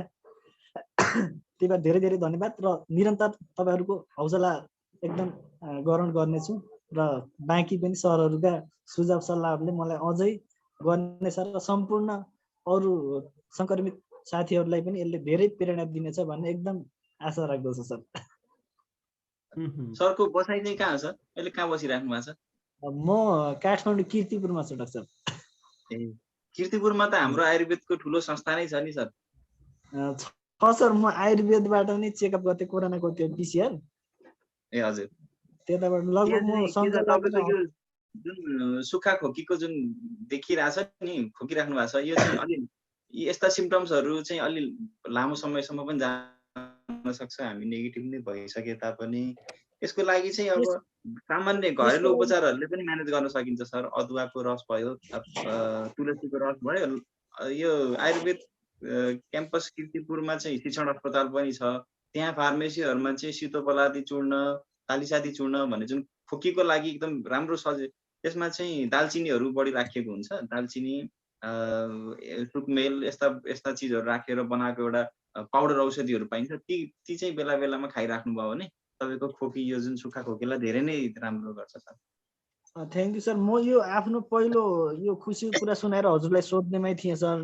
मलाई यो तपाईँको यो सुक्खा खोकी लागेको अहिले सर तत्काल भन्दा नि हजुरको 3 वर्ष निरन्तर भयो सर। यो यसको लागि मैले धेरै औषधिहरू त धेरै मेडिसिन खाइसकेँ, तर आफूलाई यो कन्फर्म क्लियर हुने जस्तो मैले मेडिकल या हस्पिटल कतै पनि पाउन सकेन। उपचार धेरै हस्पिटलमा गरेँ सर, तपाईँको यो केएमसीमा भयो, कीर्तिपुरमा हजुरको, अनि वीर हस्पिटलमै गरेँ, सिभिल हस्पिटलमा गरेँ, तर यसको क्लियरली रूपमा इन्भेस्टिगेसनहरू गरिसक्नु भयो होला, सिटी स्क्यान लगायत चाहिँ यो एलर्जिक टेस्टहरू पनि गराइसक्नु भयो होला। गरेँ सर, एकदम नर्मल ठिक छ भन्नुहुन्छ होइन। यो सिटी स्क्यान चाहिँ गरेको छैन सर अहिले, त्यसकै लागि भनेर त्यो फुर्सदै खासै पाइनँ। तपाईँको यो एक्सरे गर्दाखेरि नै सब ठिक छ भनेर धेरै हस्पिटल गएँ, त्यो सल्लाह दिनु भएन सर मलाई। कहिलेकाहीँ चाहिँ एलर्जीले पनि हुनसक्छ सर। तपाईँ कस्तो वातावरणमा बस्नु भएको छ, यी लगायतका कुराहरूले पनि हुनसक्छ। कसैलाई चिसोले एलर्जी हुने, धुलोले एलर्जी हुने, काठमाडौँमा बस्नु भएको छ होइन, विभिन्न कुराले हुन सक्छन्। त्यसको लागि एलर्जीको टेस्ट पनि हुन्छ। अनि प्रायः जसो तपाईँ खोकी लाग्ने यसरी कफ भइरहने मान्छेहरू चाहिँ बाहिर निस्किँदाखेरि मास्क चाहिँ अनिवार्य प्रयोग गर्नु। अरू बेलामा काठमाडौँको यो प्रदूषणले चाहिँ तपाईँलाई असर गर्छ। अनि गार्गल चाहिँ नुन पानी बेसार राखेर गार्गल चाहिँ गरिराख्दा हुन्छ। अनि कहिलेकाहीँ एलर्जीले गर्दाखेरि हुनेलाई चाहिँ हामीले नियमित रूपमा यो दुधमा चाहिँ बेसार हालेर 1 कप जति दुधमा लगभग 1/4 जति चम्चाको बेसार राखेर नियमित प्रयोग गर्नु हो भने चाहिँ एलर्जीले भएको कफ रहेछ भने धेरै हदसम्म कम। सरलाई म थोरै 1 मिनट समय लिएँ सर, थोरै डिटेल भनिदिए सरले आफ्नो सल्लाह दिनु होला सर। जस्तै यो खोकी सम्बन्धमा सर म 2073 सालमा माघमा नेपाली सेनामा जागिर खाएर ट्रेनिङ गरेँ सर होइन। अनि तपाईँको त्यो पिरियडभरि मलाई एकदम ठिक थियो। अनि 75 सालमा यो हाम्रो वाणिज्य ब्याङ्क आरबिबीको भ्याकेन्सीसँग तयारी गर्न लगाएर पहिलो पोस्टिङ मेरो बाजुरा भएको हिमाली जिल्ला हो होइन सर। हजुर। अनि त्यहाँ तपाईँको म काठमाडौँ बसिन्जेलसम्म त्यहाँभन्दा पहिला ठिक थिएँ, मजाले एकदम हेल्दी रूपमा ठिक थिएँ। जब त्यो पहिलो नीतिमै त्यहाँ गयो त हिमाली जिल्लाको वातावरणसँग घुलमिल हुँदा के भयो कि अहिले तपाईँको निरन्तर 3 वर्ष भयो सर। त्यो लगभग 3 वर्ष पुग्न थाल्यो, 2 वर्ष 8 महिना पुगिहाल्यो। तपाईँलाई जति बेला पनि भइरहेको हुन्छ कि कुनै दिनको कुनै समयमा बिहान हुने त्यस्तो के हुन्छ कि जति बेला पनि हो? त्यस्तो हुँदैन सर, एकदम क्लियर छ, त्यस्तो हुँदैन। कसैसँग दोहोरो कुरा गर्न खोज्दा आउने सर कहिलेकाहीँ होइन। अनि कहिलेकाहीँ दिनमा त्यस्तो आउने, तर प्राय 2 जना बिचको संवाद गरौँ भन्दाखेरि आउने कि आफैलाई पनि अप्ठ्यारो लाग्ने अरूसँग कुरा गर्नलाई। तपाईँले विभिन्न हस्पिटलहरूमा घुमिसक्नुभयो, दिन चाहिने इन्भेस्टिगेसनहरू त जहाँसम्म लाग्छ यो 1-2 वर्षको पिरियडमा धेरै नै इन्भेस्टिगेसनहरू गराइसक्नु भयो होला। तपाईँलाई औषधिहरू पनि लामो समयसम्म औषधिहरू पनि एन्टिएलर्जिक औषधि लगायत औषधिहरू पनि प्रयोग गरिसक्नु भएको छ होला होइन। तपाईँसँग चाहिँ म इन्डिभिजुअली कुरा गरौँ कि सर?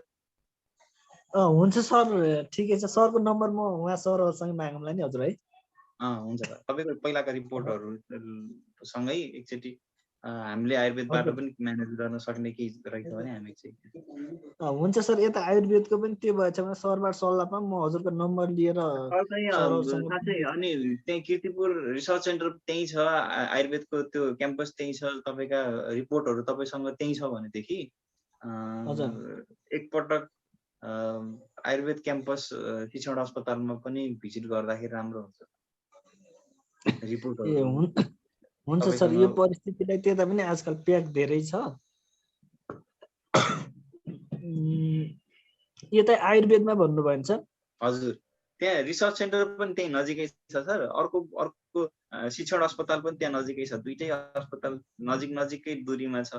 तपाईँ जुनमा जानु भए पनि त्यहाँ सिनियर कन्सल्टेन्टहरू नै बस्नुहुन्छ, उहाँहरूसँग तपाईँले राम्रोसँग चेक गर्न पाउनुहुन्छ। रिपोर्टहरू चाहिँ जाँदाखेरि आफूले अहिलेसम्मका इन्भेस्टिगेसनका रिपोर्ट, आफूले खाएका औषधिका प्रिस्क्रिप्सनहरू चाहिँ लिएर जाँदा अझै सहज हुन्छ इन्भेस्टिगेसनको लागि। हुन्छ सर, सबै छन् सर मसँग। एक्सरे गरेकै छन् लगभग 18-19 वटा त अहिलेसम्ममा। पिठमा सिटी स्क्यानहरु त के गर्नु भएन सर? त्यस्तो त केही छैन सर, अब उहाँकै सरसल्लाह अनुसार गरे हो। ए ठिकै छ। ल धनजीलाई फेरि पनि हाम्रो एकदमै धेरै धेरै बधाई छ र अब सरलाई पनि सर विशेष गरेर हजुरहरुलाई सेयरिङ गर्ने आउँदा श्रृङ्खलाहरुमा पनि सर आउनु हुनेछ र अझ त्यो जुन सुक्खा खोकी पनि छिटोभन्दा छिटो चाहिँ रोकियोस् त्यो पनि कामना गरौँ। हामी अन्य पार्टिसिपेन्टहरु जति हुन्छ कृपया तपाईहरुका केही कुराहरु छन् भने राख्नको लागि, जिज्ञासा राख्नको लागि चाहिँ मञ्च प्रदान गर्दछौँ। कृपया आफ्ना कुराहरु चाहिँ राख्नु होला, नत्र भने डाक्टर साहबले आफ्ना अन्तिम भनाइ राख्नु हुनेछ र आजको हाम्रो यो सेसनलाई हामी समापन गर्नेछौँ।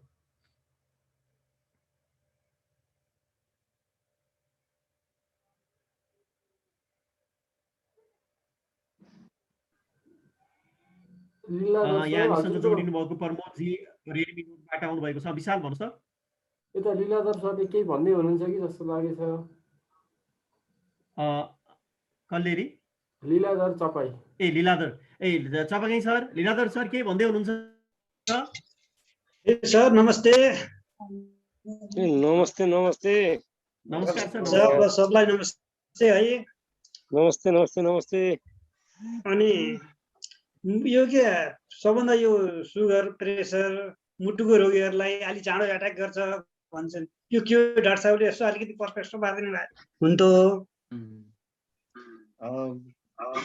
सुगरको जुन अन्य औषधिहरू जुन दीर्घ रोगका रोगीहरूले चाहिँ उहाँहरूको कस्तो हुन्छ भने शरीरको चाहिँ इम्युनिटी हुन्छ नि, जुन रोग प्रतिरोधी क्षमता चाहिँ कम भइरहेको हुनसक्छ कि प्रायः जसो हामी लामो समयसम्म कुनै रोगले ग्रसित भएका छौँ भने स्वाभाविक रूपले नै हामीले विभिन्न औषधिहरू पनि सँगसँगै प्रयोग गरेका हुन्छौँ र हाम्रो शरीर आफै पनि ती अन्य समस्यासँग जुधिरहेको हुँदाखेरि हाम्रो रोग प्रतिरोधी क्षमता चाहिँ कम भएको हुन्छ। क्रोनिक इन्फ्लामेटरी कन्डिसनमा कतिपय अवस्थामा हाम्रो त्यो इन्फ्लामेसनको अवस्था भइरहेको हुनसक्छ, त्यसले गर्दाखेरि अलिकति रोग प्रतिरोधी क्षमता अन्य भन्दा चाहिँ कम हुनसक्छ। त्यही यो कोभिडको केसमा चाहिँ हामीले त्यही भएर उहाँहरूलाई अलिक बढी सजग रहन चाहिँ सुझाव दिने कारण चाहिँ एउटा त्यो। उहाँहरूले नियमित औषधि खाइराख्नु भएको हुन्छ, फेरि नियमित खाँदाखेरि फेरि अन्य हामीले यतापट्टिको यो चाहिँ नियमित औषधि खान मिल्ने नमिल्ने के हुन्छ फेरि यतापट्टि जो हामीले पहिला भन्यो नि ती कुराहरू होइन। जडीबुटी औषधिहरू चाहिँ मैले जुन भनेको छु त्यो एउटा सीमित डोजमा खानुभयो भनेदेखि त्यसले खासै फरक पर्दैन। त्यसले चाहिँ अरू ड्रगसँग रियाक्सन गर्ने चान्सहरू पनि हुँदैन। तपाईँले चाहिँ उताको औषधिहरू खाएर यताको औषधि आयुर्वेदका जडीबुटी जन्य औषधिहरू प्रयोग गर्दाखेरि चाहिँ अप्ठ्यारो पर्छ कि भन्ने प्रश्न हो भनेदेखि चाहिँ त्यस्तो खालको अप्ठ्यारो चाहिँ प्राय जसो पर्दैन। उताको औषधिहरू र यताको औषधिहरू अलिकति टाइम ग्याप मिलाएर खाँदा हुन्छ।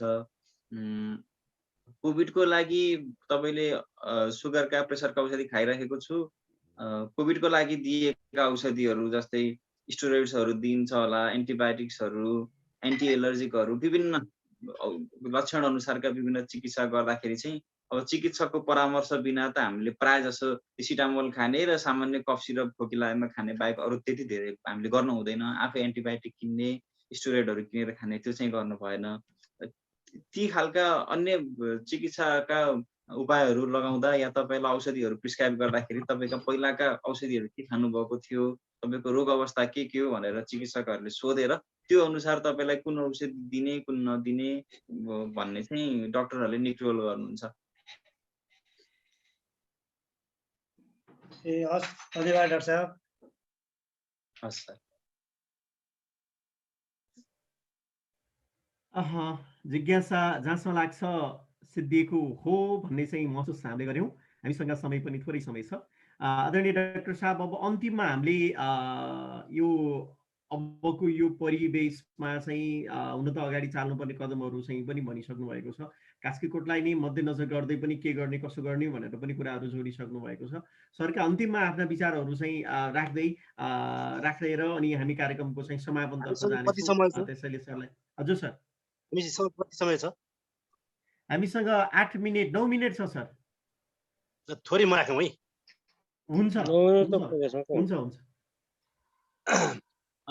यो पछिल्लो समय यो महामारीको विरुद्ध लड्नका लागि हाम्रो कास्कीकोट युवा सञ्जालले स्थानीय सरकारको नेतृत्वमा एउटा टिम बनाउने र कार्यविधि बनाएर त्यही अनुसार एक द्वार प्रणालीबाट काम गर्ने भन्ने हिसाबले यो काम अगाडि बढिसकेको छ र त्यसको नेतृत्व वडा नम्बर 24 को हकमा त्यहाँको स्थानीय सरकारका प्रमुख वडा अध्यक्षले गर्नुहुनेछ भने त्यसको सहनेतृत्व युवा सञ्जालका सल्लाहकार संयोजकले गर्नुहुन्छ।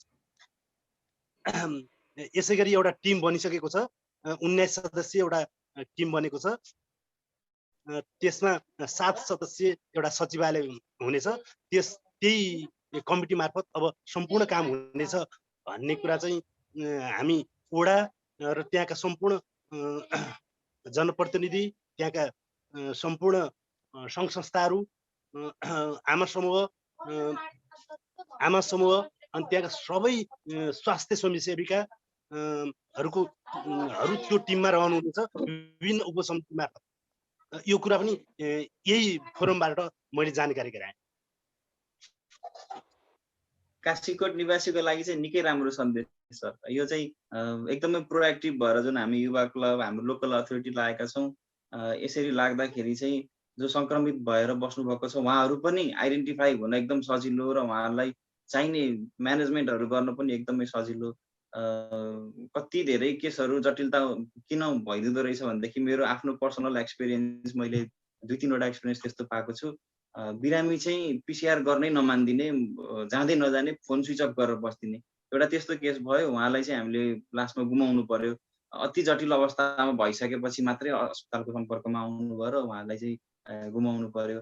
त्यस्तो एउटा 2टा केसहरू चाहिँ देखेको हुनाले चाहिँ हामीले यो जुन पहिले एकदम प्रोएक्टिभ भएर पहिले लागिरहेका छौँ, कहाँ सङ्क्रमणहरू छ, घर दैलो जस्तो कार्यक्रम गरेर सङ्क्रमितहरूलाई भर्चुअल्ली एकत्रित गराएर उहाँहरूका परामर्श दिने लगायतका कुराहरू जुन गरेका छौँ, त्यसले चाहिँ मलाई विश्वास लाग्छ यो सङ्क्रमणको चेनलाई ब्रेक गर्न पनि धेरै हदसम्म सहयोग गर्छ र सङ्क्रमण फैलिसकेपछि उहाँहरूलाई जुन शारीरिक मानसिक विभिन्न समस्याहरू आउँछ त्यसलाई चाहिँ म्यानेज गर्नलाई पनि निकै नै राम्रो भूमिका खेल्छ यो जुन हाम्रो कोअर्डिनेसनले। अनि सँगसँगै मैले निवासीको लागि धेरै बधाई छ। अनि सँगसँगै अर्को एउटा जानकारी गराएँ, हामी अब कतिपय सङ्क्रमित र कतिपय यो लकडाउनका कारणले अप्ठ्यारोमा परेका सर्वसाधारणहरूलाई पनि समस्या नहोस् भनेर मुठीदान अभियान चलाउने प्रक्रियामा पनि हामी अगाडि बढ्नको लागि छलफल अगाडि चलाउँदैछौँ। राम्रो राम्रो।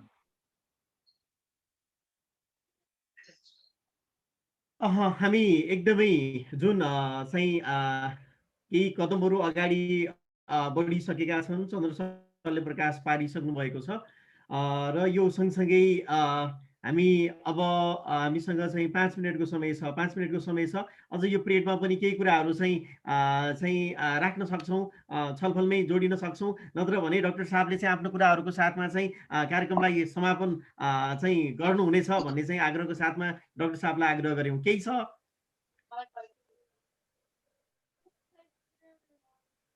ल डाक्टर साहब, एकदमै अब यो कार्यक्रमको समापनको लागि र अन्तिममा आफ्ना चाहिँ कुराहरू राख्दै समापन सँगसँगै आफ्ना कुराहरू राख्नुको लागि पनि म डाक्टर साहबलाई हार्दिक आग्रह गरेँ।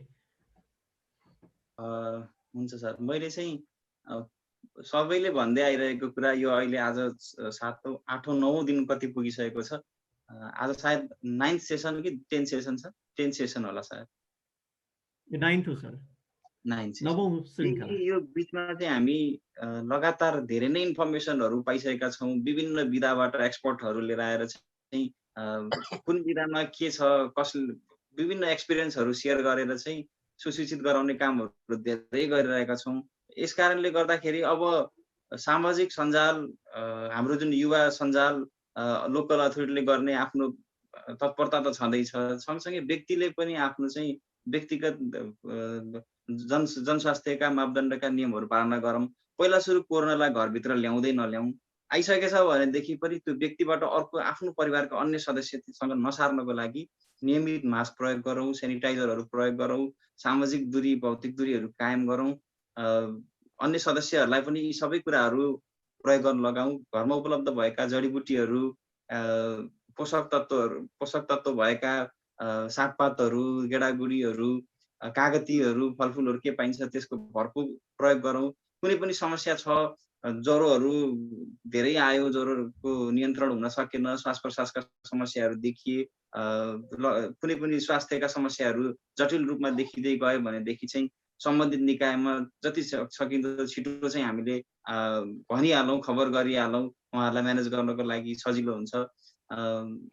यति भन्दै सङ्क्रमण पहिला नल्याउँ, prevention is always better than cure भन्छ होइन। अब किन रिस्क लिने, पहिला सुरु सङ्क्रमण ल्याउँदै नल्याउँ, ल्याइसकेपछि चाहिँ अब हामी जिम्मेवार हुनुपर्छ कि मेरो कारणले अर्कोलाई सङ्क्रमण नफैलियोस् र म पनि आफू चाहिँ हरेक लेभलमा चाहिँ त्यहाँ मलाई निको पार्नको लागि जो खटिरहनु भएको छ उहाँहरूलाई चाहिँ सुसूचित मेरो अवस्थाको बारेमा जानकारी गराइदिइराखौँ, ताकि मलाई आफैलाई नै परेको बेलामा चाहिँ म्यानेज गर्नलाई सजिलो होस् भनेर।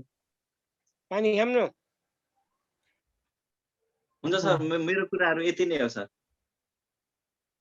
धेरै धेरै आभारी छौँ सर सरप्रति। र आउँदा श्रृङ्खलाहरूमा फेरि पनि जोडिने जमर्को चाहिँ रहनेछ, यानि कि सरको साथ चाहिँ रहनेछ हाम्रो लागि र सरका चाहिँ फेरि परामर्श चाहिँ हामी सुन्नेछौँ। तपाईँहरू सम्पूर्णलाई धेरै धेरै आभार व्यक्त गर्दै डाक्टर साहबलाई पनि हार्दिक धन्यवाद ज्ञापन गर्दै आजको श्रृङ्खला चाहिँ सिद्धिको जानकारी गराउँदछौँ। जो समस्यामा परेको छ उहाँहरूले युवा सञ्जालको सम्पूर्ण सदस्यहरूको फोन नम्बर,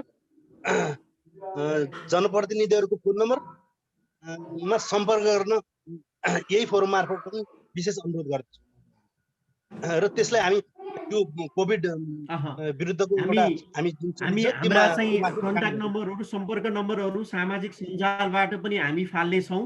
युवा सञ्जालका सम्पूर्ण संस्थापकज्यूहरूदेखि लिएर वर्तमान जति हामी चाहिँ यो किन फ्यामिली मेम्बर छौँ र सँगसँगै जनप्रतिनिधिहरू र वडाका चाहिँ स्वास्थ्य स्वयंसेविकाहरूदेखि लिएर आवश्यक पर्नेको चाहिँ कन्ट्याक्ट नम्बर पनि डिस्प्ले गर्नको लागि चाहिँ हामी यो छिटै गर्दैछौँ। आज भोलिमै र भोलि बिहानभित्रमै यो प्राप्त गर्नुहुनेछ र समस्या परेको बेलामा चाहिँ सम्बन्धित व्यक्तिलाई चाहिँ तपाईँले नक गर्न सक्नुहुनेछ भन्ने यो जानकारी पनि आदरणीय चन्द्रेश्वर सरले दिइसक्नु भएको छ। र यो सँगसँगै अब चाहिँ छुटिनु पर्ने हुन्छ है त। Thank you sir.